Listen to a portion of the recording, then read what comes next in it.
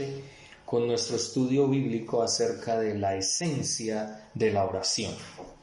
Y veníamos hablando sobre ese tema o sobre ese texto, un ejemplo de lo que tiene que ver con la oración misma, en ese texto de Jeremías 31, donde habla 33:3, donde dice: clama a mí y yo te responderé y te enseñaré cosas grandes y ocultas que tú no conoces. Hemos venido hablando de cada término y mirando cómo se compagina dentro del texto, Jeremías 33:3, y entonces hemos podido comprender mejor y entender mejor ese texto en el cual veníamos hablando y hemos venido escudriñando a profundidad para poder conocer qué mensaje también trae para nosotros hoy, así como hubo ese mensaje para el pueblo de Israel en esa época. Habíamos entonces hablado del término conocer y hemos hablado varias cosas sobre ese término. Hemos hablado de 4 cosas. La primera, considerar de manera especial. 2, tener experticia en algo. 3, preocuparse por algo. 4, manifestarse ese algo que es necesario que se manifieste para nuestras vidas. Cuando nosotros vemos esto, entonces podremos analizar. Claro que sí, Neudif, hemos estado orando mucho por tu vida, perdón la interrupción, hemos estado orando por tu vida, vamos a seguir orando por ti, por tu familia, para que Dios te provea de ese empleo que tanto se necesita. Bendiciones entonces en esta noche. Muy bien, entonces, como les decía, hemos hablado de estas 4 cosas. Ahora, recordemos que hay una negación. Hay una negación. ¿Cuál es la negación? Grandes y ocultas que tú no conoces. Entonces aquí, cosas grandes, o sea, ya hemos hablado a qué se refiere esas cosas grandes, quiero recordárselo, es decir, cosas que son de mucho valor e importancia para Dios y que también deberían ser importantes y de valor para el pueblo de Dios. 2, obviamente, esas grandes cosas refería a tener una experiencia renovada, fresca, en medio de la situación difícil que el pueblo de Israel estaba viviendo por su rebelión contra Dios. Obviamente vino una disciplina y ellos estaban pasando por ese momento difícil y complicado. Entonces, obviamente, eso nos lleva a las grandes ocultas, ya son aquellas que son difíciles de alcanzar para nosotros los hombres, pero que para Dios no es imposible ni difícil, porque Él es Dios y Él quiere obrar, y de acuerdo al texto de Jeremías 33:3 y su contexto, vemos que el único que puede hacer esas cosas de salvar, de liberarlos de la cautividad, de restaurarlos, de devolverlos a su tierra, Jerusalén y todo esto, el único que podía hacerlo era Dios. Entonces miren que no es nada raro que el Señor les diga que tomen en cuenta y que vean la importancia que tiene su palabra, porque su palabra fue dada para favorecerles como pueblo, y obviamente hoy nosotros también como iglesia de Cristo nos vemos favorecidos por la palabra de Dios, porque recordemos que la palabra de Dios tiene múltiples cosas que hacer en nuestra vida cuando nosotros podemos y queremos realmente que Dios haga en nosotros. Ahora, también recordemos que dice no conocer, entonces sería no considerar de manera especial.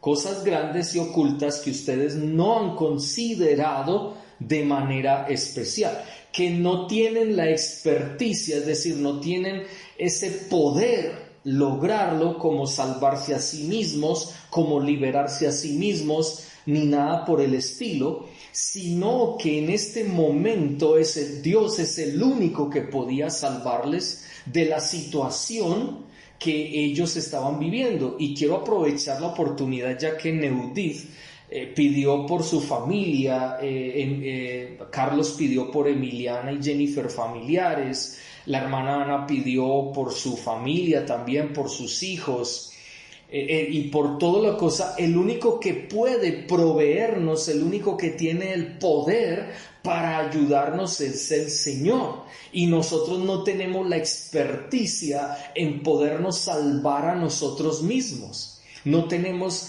esa experticia de poder liberarnos de una cautividad. Solo Dios puede hacerlo, solo Dios nos puede proveer en momentos difíciles como los que vivimos, cuando no tenemos empleo, cuando hay dificultades en la familia, y a veces nosotros nos queremos hasta enloquecer porque no sabemos qué solución podemos llegar a tener para lograr el objetivo de que en nuestra familia las cosas se calmen, para que haya un empleo. Pero el Señor a través de esto nos dice: clama a mí, es decir, búscame afanosamente. Entonces, cuando tú y yo buscamos del Señor, como dice Mateo 6:33, buscad primeramente el reino de Dios y su justicia, es decir, que Jesús gobierne nuestra vida, y que también aprendamos cada día a ser más justos de acuerdo a lo que dice la palabra de Dios. Eso es lo que significa ahí su justicia. No es nuestra justicia, no es la justicia que hay a nuestro alrededor, sino que es la verdadera justicia, que el único que da una verdadera justicia es Dios. Entonces, en ese caso, ¿a quién debemos ir? Al Señor. Por eso bien hacemos en pedir que clamen por nuestras necesidades. Bien hacemos en acercarnos nosotros también, no solamente pedirle a otros, porque a veces nosotros simplemente decimos: ay, hermano, por favor, ore por mí, ore por esto, pero nosotros no oramos. Creemos que solo Dios puede escuchar a esa otra persona, pero también Dios puede escucharnos a nosotros cuando entregamos nuestro corazón, entregamos nuestra vida a Él y solamente a Él, y comenzamos a buscar su reino, es decir, su gobierno sobre nosotros, y también comenzamos a vivir una vida de acuerdo a su voluntad. Y lo dice claramente: y las demás cosas serán añadidas. Es muy clara la palabra de Dios. Entonces, cuando dice no conocer, entonces también dice no tenemos la experticia nosotros, solo Dios la tiene. Y por eso el pueblo de Israel necesitaba clamar a Él, buscarle a Él afanosamente, para que Dios proveyera todo lo que ellos no podían hacer por sus propios medios ni por sus propias fuerzas. Y eso es algo real. 3, no preocuparnos, porque el pueblo de Israel estaba tan preocupado en otras cosas que no se preocupaba por lo esencial, por lo más importante. ¿Y qué era lo más importante? Buscar al Señor mientras Él pudiera ser hallado. El pueblo de Israel ya no se estaba preocupando por buscar al Señor, por clamar a Él, sino que buscaba afanosamente entre ellos mismos cómo podían ser liberados del cautiverio en el cual estaban con los babilonios, porque recordemos que los babilonios los tenían cautivos, esclavos en la tierra de ellos. Entonces es muy tremendo darnos cuenta que nosotros a veces o no consideramos de manera especial la palabra de Dios. Obviamente no vamos a poder hacer las cosas por nosotros mismos. A veces no nos preocupamos por buscar del Señor. Y otra vez, 4, entonces no manifestamos lo que es real, lo que es la verdad de nosotros mismos hacia Dios. Por eso el Señor dice: clamen a mí que yo puedo manifestarles mi poder para librarlos del cautiverio. Y ya lo vimos en los versículos posteriores, del versículo 4 en adelante de Jeremías 33, vimos claramente todo lo que el Señor quería hacer con su pueblo. Ahora, en quinto lugar, en esta noche entonces esperamos poder alcanzar los últimos 3 puntos de este conocer. También, obviamente, conocer significa ser íntimo, ser confidente. Miremos segundo libro de Reyes, vamos al Antiguo Testamento nuevamente. Segundo libro de Reyes, capítulo 10, versículo 11. Mire lo que dice. Mató entonces Jehú a todos los que habían quedado en la casa de Acab en Jezreel, a todos sus príncipes, a todos sus familiares y a todos sus sacerdotes, hasta que no quedó ninguno. Cuando dice a todos de la casa de Acab en Jezreel, príncipes, familiares, estamos hablando de una intimidad.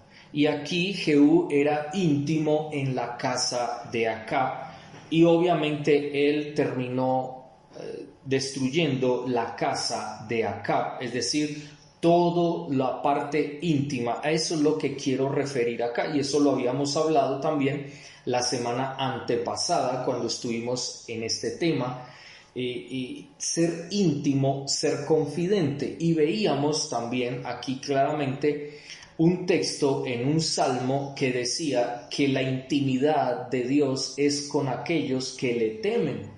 No con todo el mundo Dios va a tener intimidad y va a ser confidente o lo va a hacer un confidente. Poníamos el ejemplo de Abraham, si ustedes lo recuerdan, hablábamos de cómo Abraham fue íntimo de Dios de tal manera que Dios dijo que él iba a confiar en Abraham y le iba a decir lo que iba a hacer con Sodoma y Gomorra. Y ustedes recordarán que eso habla de ser un confidente.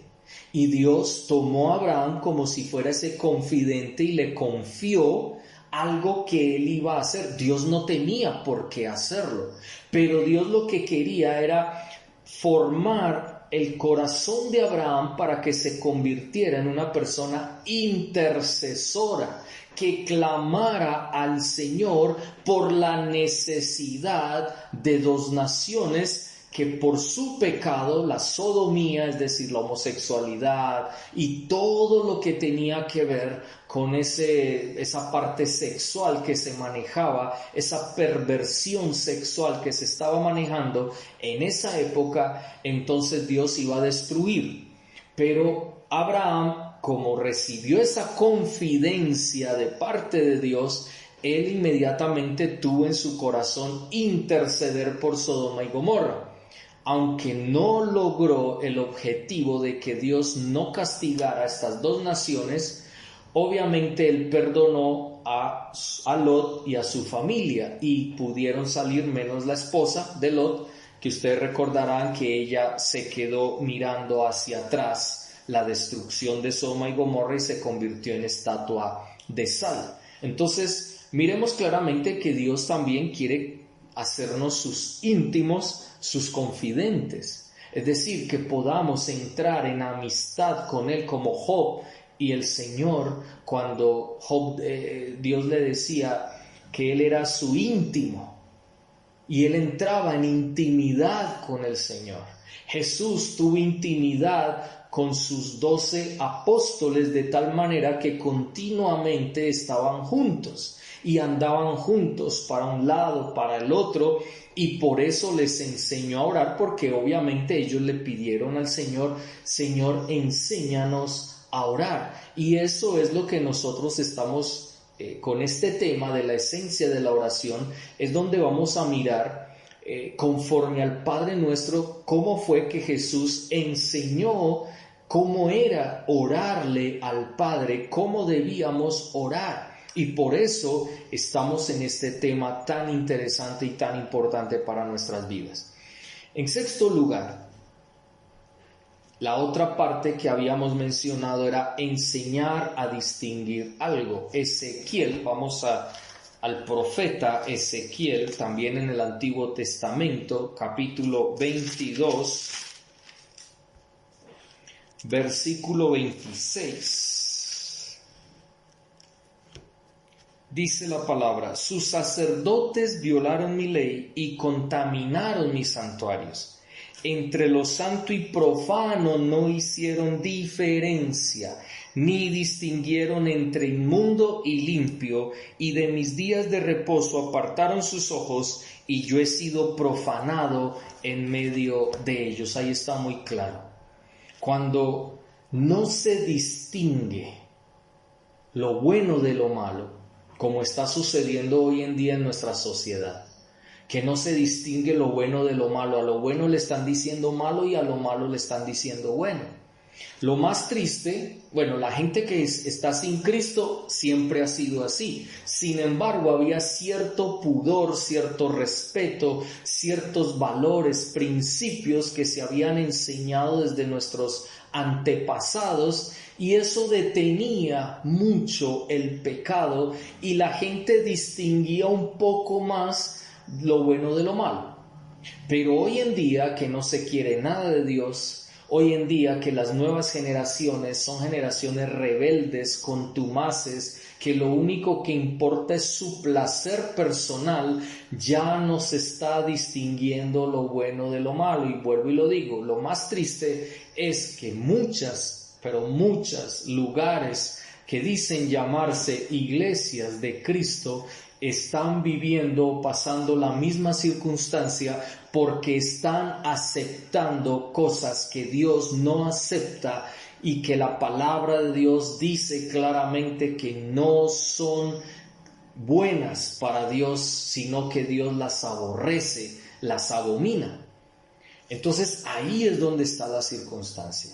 Vemos claramente, no estamos enseñados a distinguir lo bueno de lo malo. Entonces cuando dice cosas grandes y ocultas que ustedes no conocen, es decir, que no les han sido enseñadas para que distingan, para que sepan qué es lo bueno y qué es lo malo, qué es lo que necesitan y qué no necesitan realmente.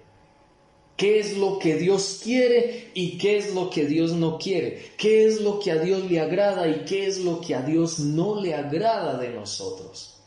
Cuando vemos esa realidad, el pueblo de Israel siempre había querido ser autosuficiente, independiente de Dios, pero cada vez que lo hizo, vino su momento crítico, porque terminó pecando contra Dios y yéndose a favor o con otros dioses, cosa que Dios aborrecía, y por eso Dios los castigaba y por eso Dios los disciplinaba. Y entonces en su providencia utilizaba naciones paganas para que llegaran a Jerusalén y se llevaran cautivo a su pueblo y destruyeran los muros y todo lo que era Jerusalén en esa época. Como vemos claramente, sucedió varias ocasiones, pero era porque el Señor quería que ellos consideraran importante su palabra, porque si ellos consideraban importante su palabra, ellos iban a primero crecer en sus vidas personales y no caer en estas violaciones que Dios está aquí mostrándoles y manifestándole, diciéndole a sus sacerdotes: ustedes han violado mi ley, mis estatutos, mis mandamientos, y han contaminado mi santuario, es decir, han contaminado mi tabernáculo, mi casa, y la han convertido en una casa pagana, en un lugar donde obviamente no hay diferencia entre lo santo y lo inmundo o lo profano, porque ya no hay forma de hacer diferencia. Entonces Dios lo que quería es que ellos diferenciaran allí en Jeremías 33:3, cuando les decía: yo les voy a mostrar a ustedes cosas grandes y ocultas que ustedes hasta este momento no las han podido distinguir, pero los voy a renovar y los voy a restaurar de tal manera que ustedes van a poder distinguir entre lo santo y lo impuro o lo profano, entre lo bueno y lo malo, entre lo limpio y lo inmundo. Y ustedes de ahí en adelante se darán cuenta cómo son realmente las cosas.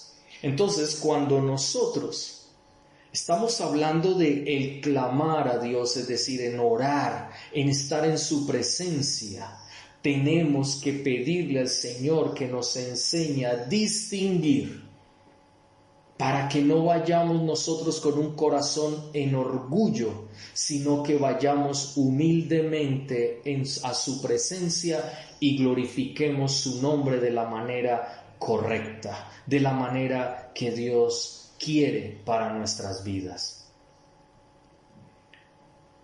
Por último, porque creo que ha sido muy clara esta parte, conocer también significa saber por experiencia. Saber por experiencia.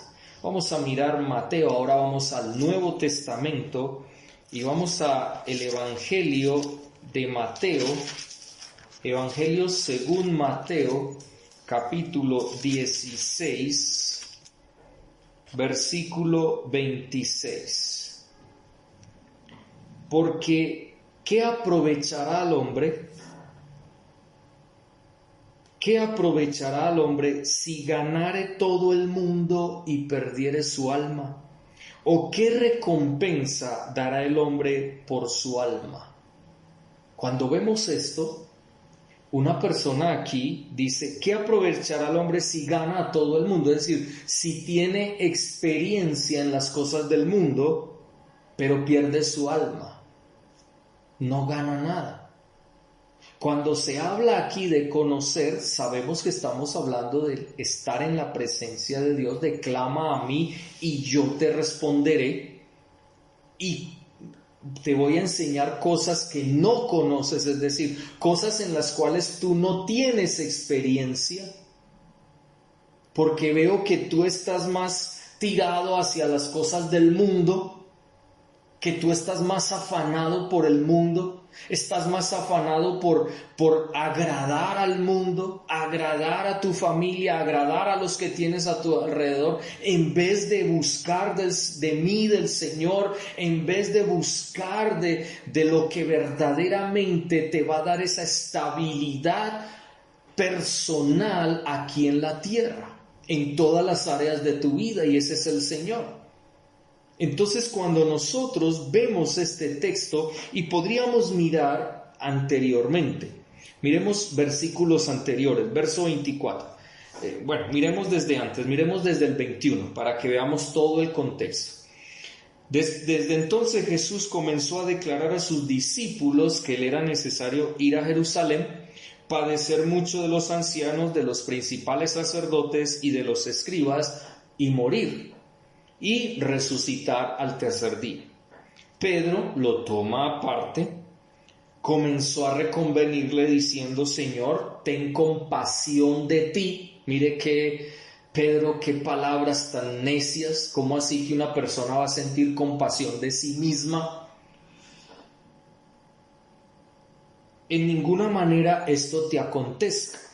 23, pero él, volviéndose, le dijo a Pedro, mire lo que le dijo, quítate de delante de mí, Satanás. Recordemos que aquí no es que Pedro fuera Satanás o estuviera endemoniado.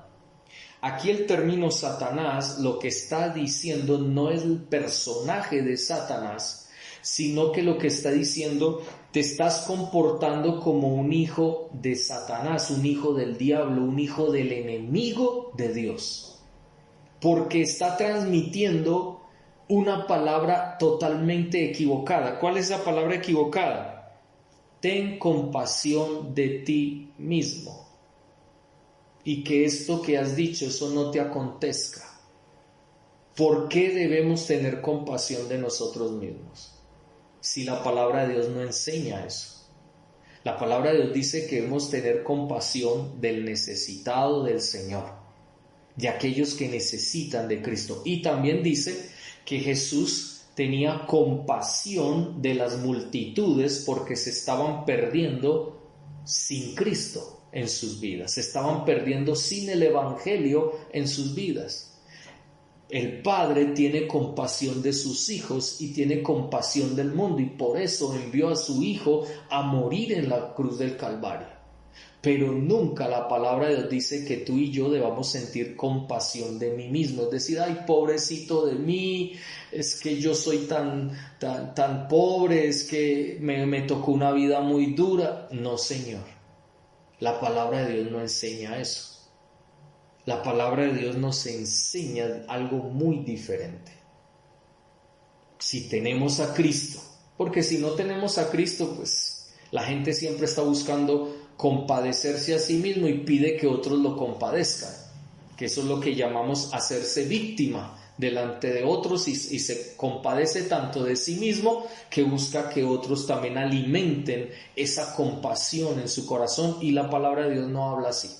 La palabra de Dios es muy clara. Nuestra fe nos hace firmes, fuertes delante de Dios y nos ayuda a ver a los demás con amor, con compasión, no con esa compasión que nos lleva de pronto a ayudarlos de la manera equivocada, sino esa misericordia, esa gracia de Dios sobre sus vidas, porque son personas necesitadas de Cristo.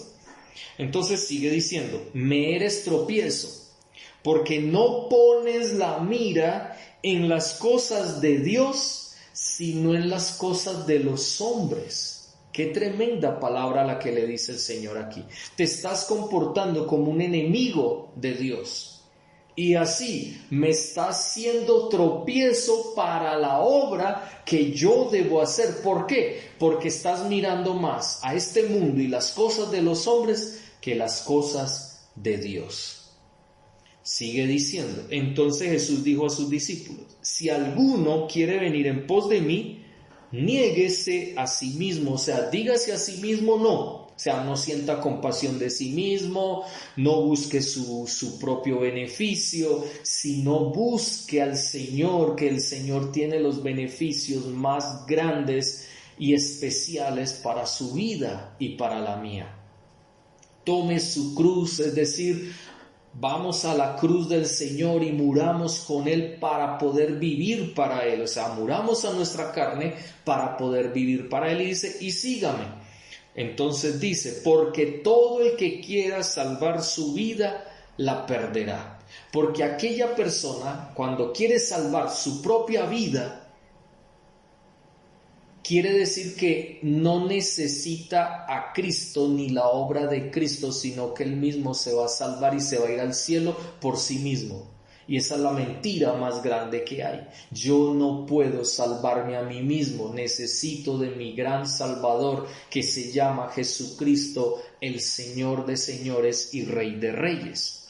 Luego dice, y todo el que pierda su vida por causa de mí, la hallará. Es decir, todo aquel que entregue todo al Señor, se niegue a sí mismo, se crucifique, o sea, tome su carne y la aparte y comience a vivir todo lo que viva ahora en la carne, lo viva como hablábamos el miércoles, lo viva, Gálatas 2:20, lo viva en la fe del Hijo de Dios. Es decir, se va a comportar, va a pensar, va a sentir, va a decidir, va a caminar, va a hacer las cosas conforme la voluntad de Dios.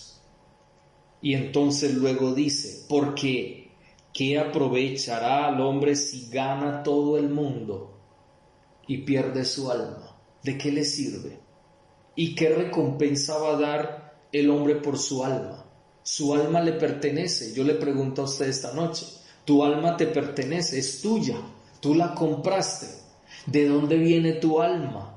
¿Quién te dio esa alma?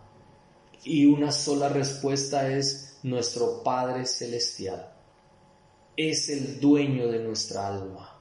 Es a quien le pertenecen todas las almas, tanto las que van para el cielo como las que van para el infierno. Todas le pertenecen. Cuando nosotros vemos esa realidad de esa manera, nos damos cuenta que nosotros verdaderamente no tenemos una buena experiencia. ¿Por qué? Porque nosotros deberíamos tener estas tres cosas. 1, ver, aprender y entender. Primero ver, segundo entender y tercero aprender. Cuando nosotros vemos algo, deberíamos reflexionar lo que vemos.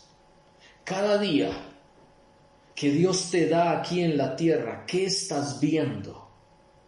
Si nosotros en este momento nos ponemos a ver todo lo que está pasando, todo lo que están diciendo, mentiras, engaños, muchas cosas, tendríamos que entender de tener cuidado de no participar del engaño, ni de las mentiras de las personas, ni de lo que se dice a nuestro alrededor, ni tampoco opinar de cosas que nosotros ni siquiera sabemos. Entonces, deberíamos ver para reflexionar, no ver e inmediatamente involucrarnos en algo que Dios no nos ha llamado, porque aquí se trata de reflexionar como acabamos de leer. Pedro no reflexionó, él escuchó y vio al Señor Jesucristo cómo les hablaba, les enseñaba lo que iba a suceder. Pedro no reflexionó, sino que de una se lanzó y le dijo: ten compasión de ti mismo, Jesús, que no te pase eso. ¿Qué le dijo Jesús? No has reflexionado en lo que te estoy diciendo, ni lo que has visto de mí. No has reflexionado. Estás actuando o estás hablando con irreflexividad, o sea, no hay reflexión en ti. Entonces tú mismo te estás mostrando que estás mirando más lo de los hombres, que en eso sí reflexionó durante mucho tiempo, y reflexiona y dice: ay, esto es bueno, a mí me gusta esto, qué rico, y como te agrada y te trae placer, entonces obras de maneras que no es conforme a la voluntad de Dios. Por eso el Señor tiene que decir: si alguno quiere venir en pos de mí, niéguese a sí mismo, es decir, hasta dónde tú estás dispuesto o dispuesta para llegar con el Señor. ¿Qué decisiones vas a tomar en tu vida que muestren que verdaderamente quieres conocer al Señor, que verdaderamente quieres agradar al Señor? Porque no nos digamos mentiras, con nuestras decisiones irreflexivas terminamos desagradando el corazón de Dios. Y por eso nos vienen circunstancias difíciles a veces en nuestra vida por nuestra rebelión contra la voluntad de Dios. Por eso necesitamos clamar a Él, por eso necesitamos que Él se dé a conocer verdaderamente a nosotros. Nosotros necesitamos un verdadero encuentro con el Señor, de manera que nuestra vida esté marcada con esa reflexión de lo que vemos. En segundo lugar, si yo veo y reflexiono, entonces voy ¿a qué? A aprender. Voy a aprender de lo que estoy reflexionando, porque estoy viendo algo de acuerdo a la luz de la palabra de Dios. Porque recordemos, nuestro ver no es solamente con nuestros ojos lo que vemos diario, pues eso lo hacemos todos los días. Vemos a nuestros padres, nuestros esposos, nuestra esposa, nuestros hijos, o vemos los vecinos, o vemos en la calle, vemos gente, vemos muchas cosas, y uno diría que lo que ve afuera, uno ya sabe, bíblicamente está, todo lo que estamos pasando, la perversión, las mentiras, los engaños, lo que la gente dice, etc. Pero a veces no reflexionamos ni siquiera en eso. Pero también deberíamos reflexionar en nuestra vida lo que el Señor nos muestra a través de su palabra. Y recordemos que en Jeremías 33:3, lo que el pueblo de Dios debía ver era al Señor y reflexionar que Él era el único que podía salvarles, restaurarles, bendecirles, liberarles de la cautividad y devolverles a su tierra. Y obviamente, si yo aprendo algo, yo lo comunico, yo no me quedo callado. Es necesaria una comunicación. Entonces, si yo veo, reflexiono, si yo aprendo, comunico. Todo lo que tú estás aprendiendo a través de esto que estamos llevando, este estudio que hemos llevado durante tiempo, meses, ¿qué hemos aprendido? Y si hemos aprendido, ¿lo estamos comunicando? ¿Hemos reflexionado lo que Dios nos está mostrando y manifestando y viendo a través de su palabra? Y en tercer lugar, debemos entender. ¿Qué significa entender? Significa que vamos a reaccionar frente a lo que vimos, reflexionando, a lo que aprendimos, comunicando, y si entendemos lo que vimos y lo que aprendimos, vamos a reaccionar, es decir, vamos a tomar las decisiones correctas delante de Dios para agradar su corazón. Infortunadamente, recordemos que aquí dice, grandes y ocultas que tú no conoces. Nosotros vemos, pero no reflexionamos. Nosotros aprendemos, pero no comunicamos. Nosotros entendemos,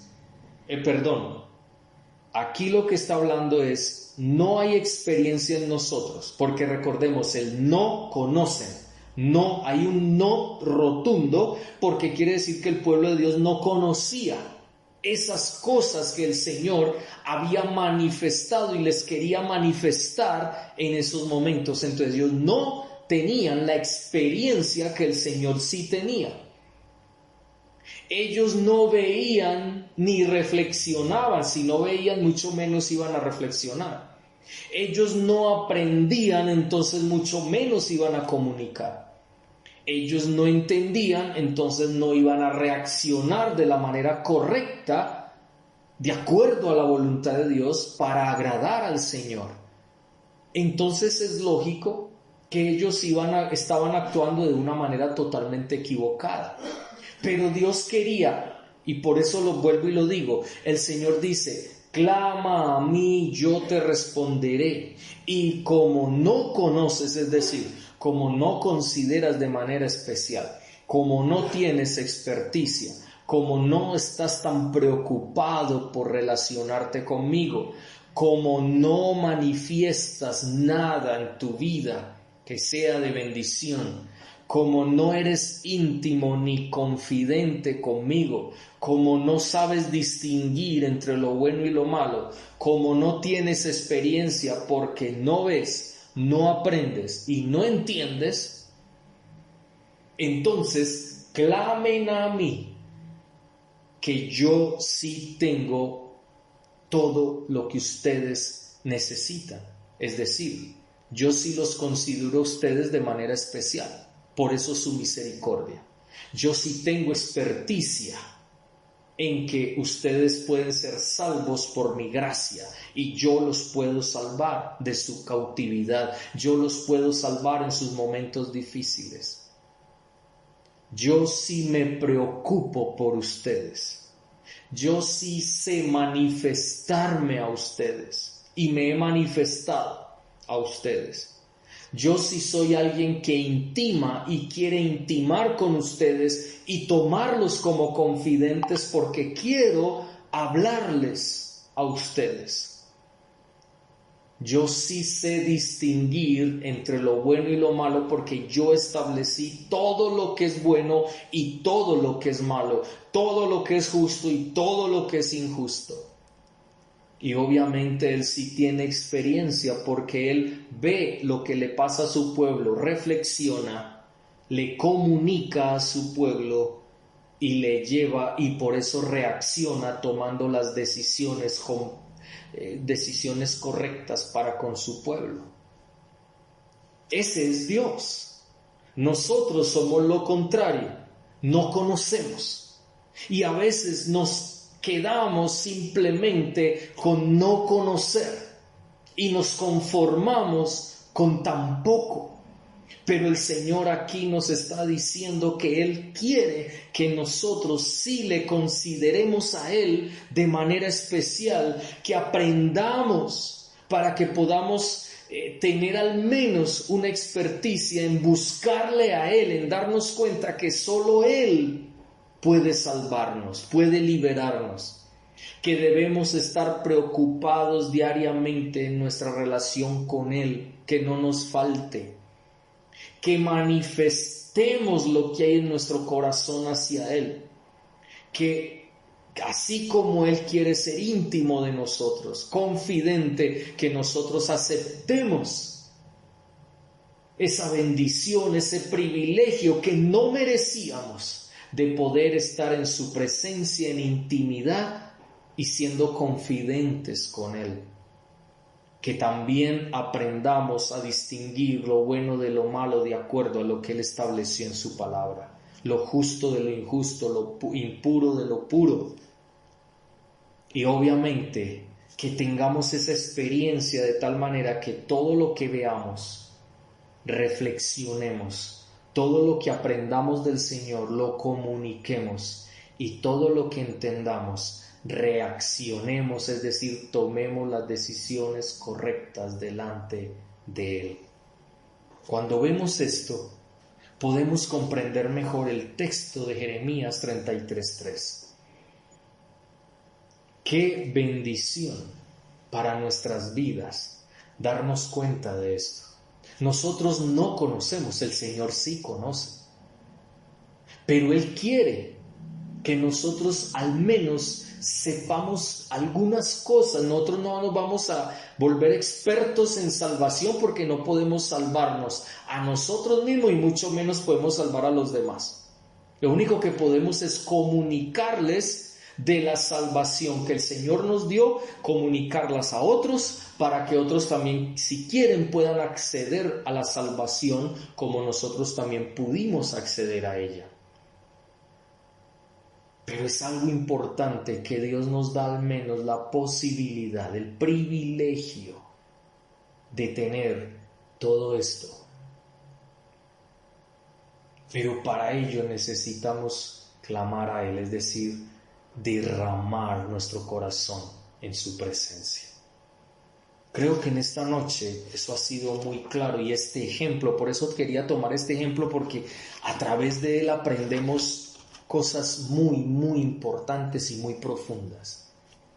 Y de esa manera podemos en nuestras vidas tener en cuenta que cuando recitemos ese texto, clama a mí, yo te responderé y te enseñaré cosas grandes y ocultas que tú no conoces, no se está refiriendo a milagros, a dones, a esas cosas que a veces nosotros creemos que son las cosas grandes y ocultas, que a veces queremos que el Señor también nos hable de una manera tan diferente y eso lo decimos que es oculto y no. Recordemos con los términos que hemos querido hablar. Y si tú no te acuerdas de esos términos, usted puede ir a YouTube, colocar Iglesia Cristiana, Palabra de Justicia, ahí va a ver el logo de El Mundo con una antorcha y ahí puede darle y ahí va a encontrar la serie desde un tiempo hacia acá de lo que venimos hablando y venimos profundizando en cada término para luego tomar el texto en su totalidad y ver claramente que aquí la palabra de Dios no nos está hablando de esas cosas que a veces mucha gente piensa o enseña o quiere hacernos creer sacando ese texto de su contexto cuando no debería ser así. Lo que aquí estaba hablando el Señor en este texto es mostrándole al pueblo que Él era el Salvador de Israel, el libertador de Israel, el restaurador de Israel, el sanador de Israel, que no había fuera de Él, no había nadie más. Y es lo mismo que pasa con nosotros hoy. Por eso a quien debemos ir es al Señor. Debemos clamar a Él y decirle: Señor, aquí estoy, responde a mi clamor. Y recordemos, debe ser un clamor conforme a la voluntad de Dios, y eso vamos a ir en el camino profundizándolo para comprender todo eso que tiene que ver con la esencia de la oración. Vamos entonces en esta noche a orar y a darle gracias a Dios por este ejemplo de este texto. Y vamos a pedirle al Señor que cada día nos dé el entendimiento suficiente para que podamos cada vez más descubrir la verdad escrita para nuestras vidas. Y tengamos cuidado, porque hay muchas personas que enseñan textos salidos de contexto para decir lo que ellos quieren y enseñar cosas que la misma palabra de Dios no nos dice. Si vamos a hablar de los dones, vamos a los textos que hablan sobre los dones y hablemos sobre los dones y profundicemos sobre los dones. Pero aquí no estaba hablando de los dones, estaba hablando de lo que el Señor quería hacer con su pueblo. Por eso les decía, clamen a mí, que yo soy el que puedo hacer lo imposible en favor de sus vidas. Vamos a orar en esta hora. Padre,